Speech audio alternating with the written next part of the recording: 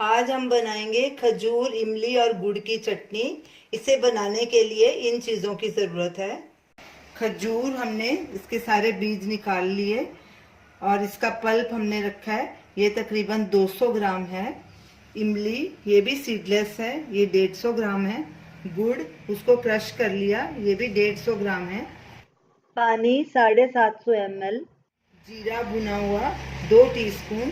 सौंफ 2 teaspoon.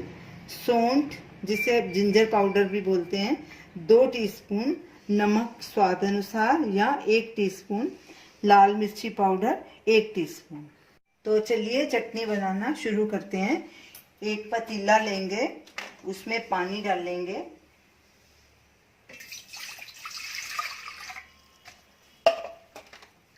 Gas चलाएंगे और पानी को थोड़ा सा गर्म होने देंगे। पानी हल्का गर्म हो गया, अब इसमें ये सब चीज़ें मिलाएंगे। सबसे पहले इमली डालेंगे, खजूर डालेंगे और गुड़ डालेंगे। इसको अच्छे से स्टर करेंगे। गाढ़ा होने के बाद अगर पानी कम लगे तो इसमें और भी डाल सकते हैं। इसको तब तक पकाना है जब तक खजूर अच्छे से गल नहीं जाती, इमली और खजूर दोनों। सब मसाले भी डाल देंगे। सौंठ, जीरा पाउडर, सौंफ, मिर्ची और नमक। अच्छे से मिक्स करेंगे ताकि इन सब का फ्लेवर भी इसमें आए। गैस हमने अभी सिम पे कर दी है। चटनी हमारी गाढ़ी हो गई है और खजूर भी गल गई है, इमली भी गल गई है। तो तकरीबन हमने इसको 6-7 मिनट पकाया है। अब गैस करेंगे बंद और इसको ठंडा होने के लिए रखेंगे, फिर इसको मिक्सर में ग्राइंड करेंगे। चटनी ठंडी हो चुकी है, अब इसको मिक्सर में डाल के ब्लेंड कर लेंगे।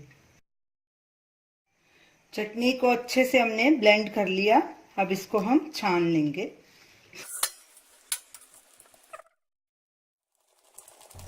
चटनी को हमने छान लिया है। जो इसमें रेशे बचे हैं उनको हम फेंक देंगे। इसमें पानी मिला के इसको बिल्कुल नहीं निचोड़ना, क्योंकि चटनी का हमने पूरी तरह से पानी सुखा के उसको पकाया है। नहीं तो चटनी आपकी खराब हो जाएगी। देखिए कितनी स्मूथ चटनी बनी है। अब इसको एक बॉटल में भर के फ्रीजर में रख दें ताकि ये आपकी 5-6 महीने तक ये चटनी खराब नहीं होएगी। ऊपर फ्रीजर में रखना है इसको।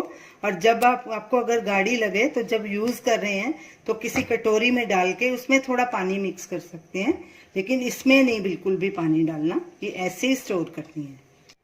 तो ये रही हमारी आज की रेसिपी, खजूर और इमली की चटनी। आप इसे ज़रूर ट्राई कीजिए और हमें अपना फीडबैक दीजिए और हमें बताइए कि आपको हमारी ये रेसिपी कैसी लगी।